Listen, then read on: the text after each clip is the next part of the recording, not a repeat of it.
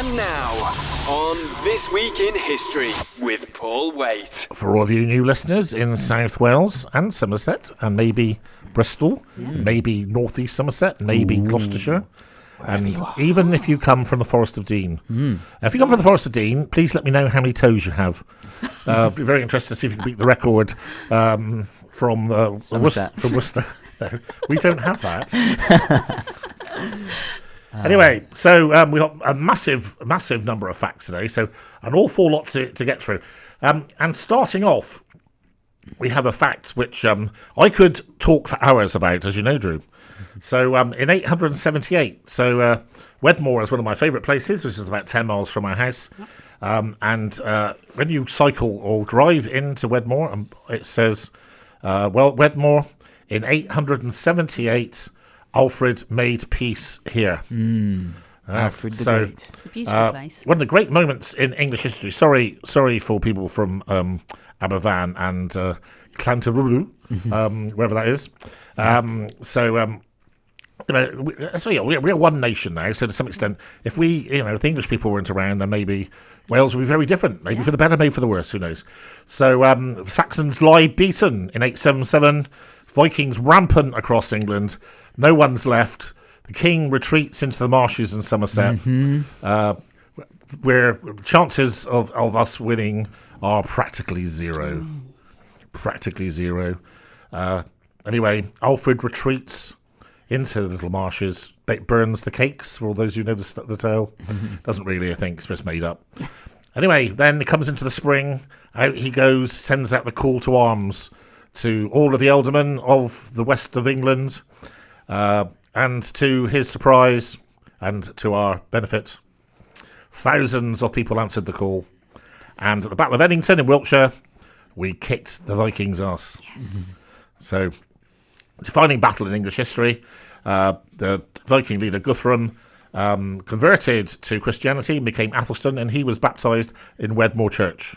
There we are. So just, come on. I can talk hours about that. Yeah. So, 1348, very interesting. A ship from Bordeaux, didn't have any wine on it. Oh, shame. Carrying the plague, the Black Plague, lands in Melcombe Regis, which is now called Weymouth. I didn't know that, so I didn't know that Weymouth used to be called Melcombe Regis. And of course, the Black Plague, I think it killed maybe 40-50% of the entire population of Europe. That was a pandemic. Yes. Yeah, so those of you walking around in your face masks, you think about what it's coronavirus, Black Plague. Anyway. 1450, Jack Cade's rebellion. There was a revolt in Kent, troublesome people. And of course, we have our brilliant office in Deal with the wonderful people there. And this was against Henry VI, which was eventually put down. 1671, really interesting one, this.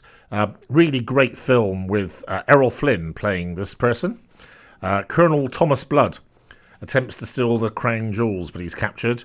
And this is a Hollywood film, I think about 1940, that sort of time. Errol Flynn plays Thomas Blood.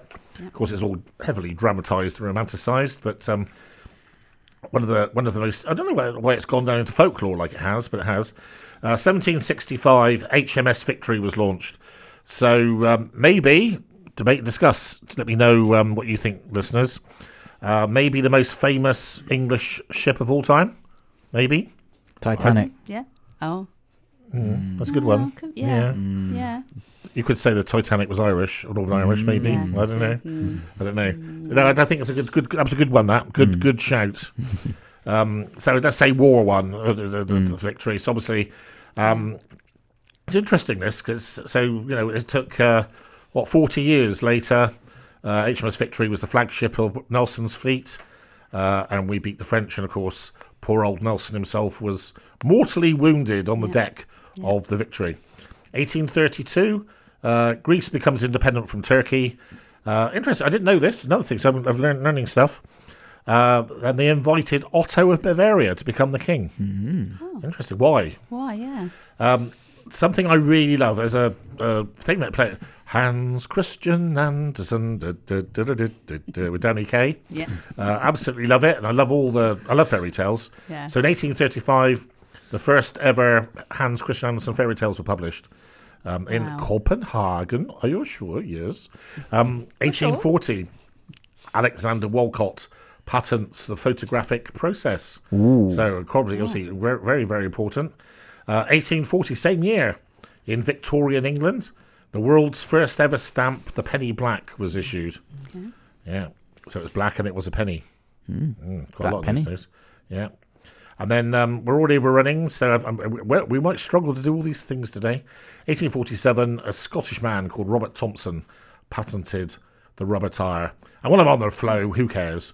1851, John Gorrie patents something which became the refrigeration machine. Oh, So that's that's good, very isn't it? handy. In 1851.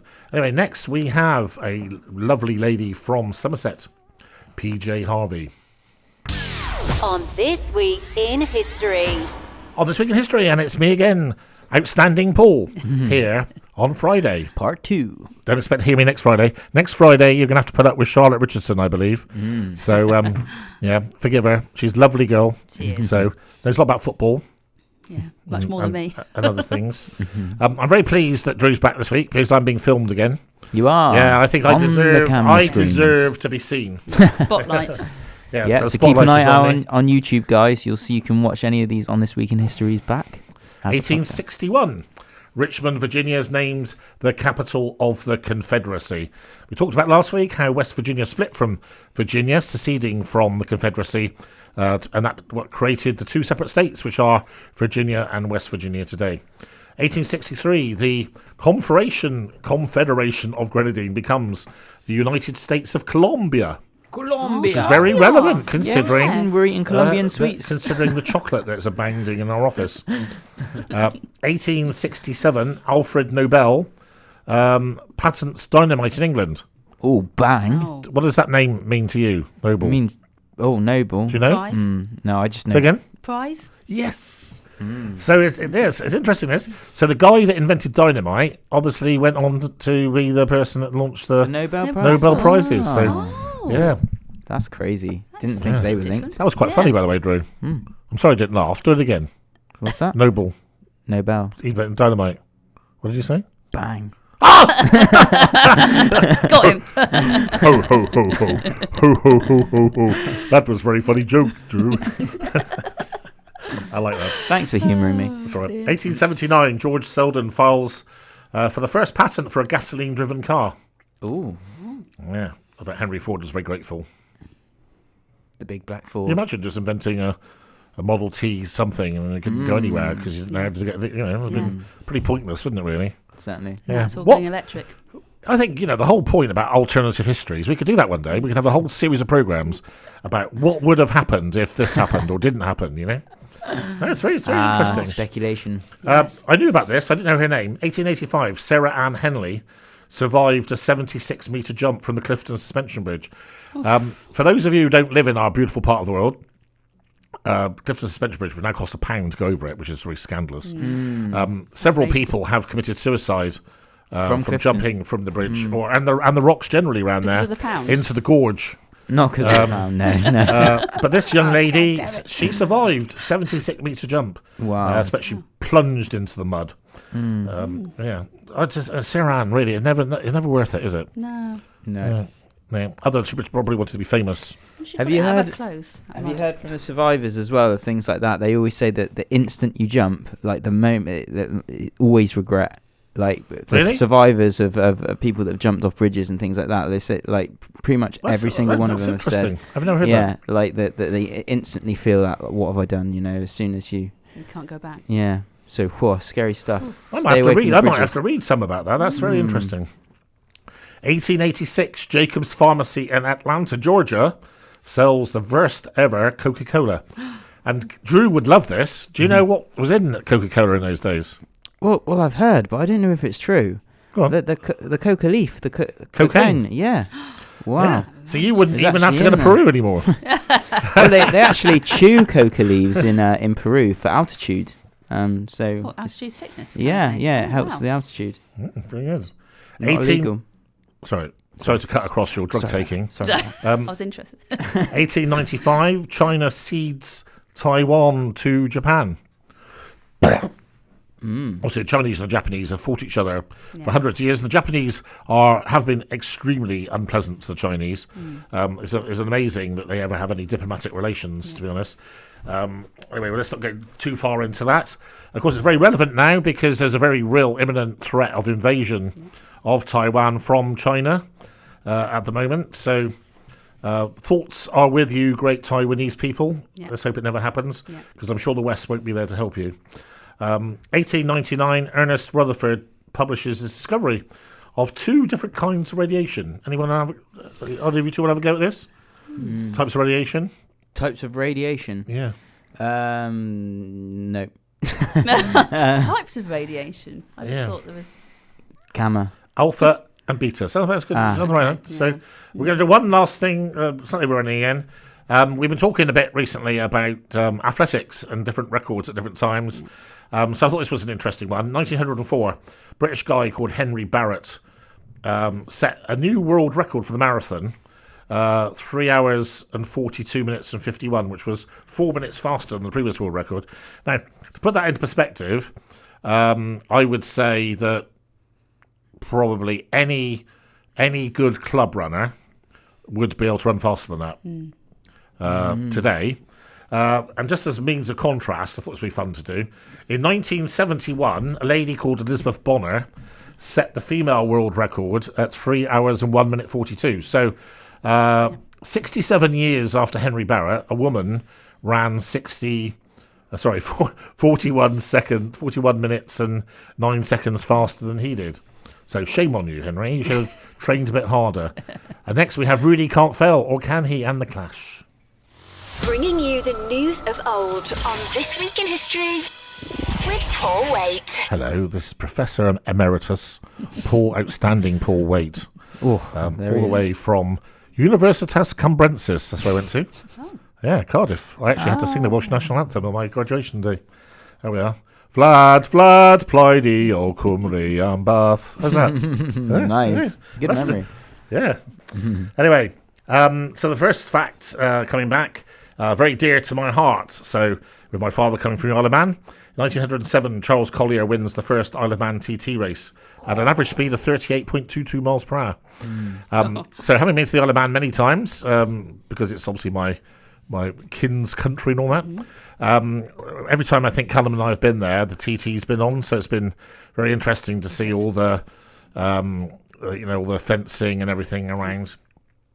Used to be probably the most famous motorcycling thing in the world. It's got a bit of a notoriety now because people's attitude to death has changed a lot. I don't say staffed, but an awful lot of people get killed in the Isle of Man TT. Yeah. Do you know what did you say the average speed was? 38.22. So Peter Hickman ran an average speed of 135.4 miles an hour in this recently. That's so that's just crazy. The speeds change Right, now. a bit of fun next at Drew's expense. 1910, George V becomes king. Who was the king before him? George III.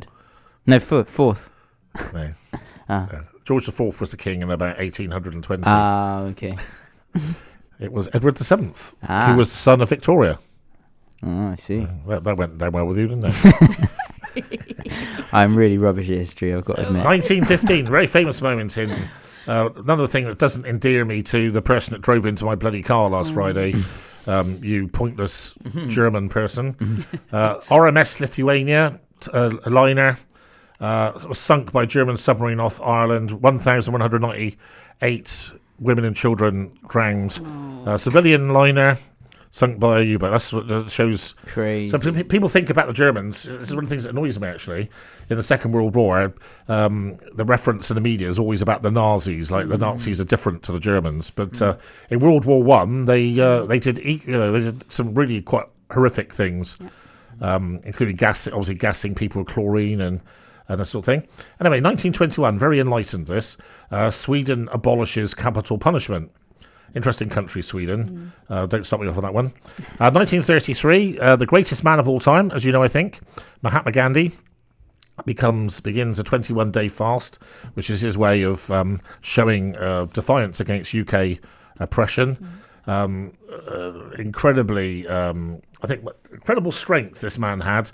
It would have been so easy to have given in and resort to violence, but he wouldn't allow it to happen. And I think it just takes tremendous strength. It's a long time. 1941, an amazing moment in British history.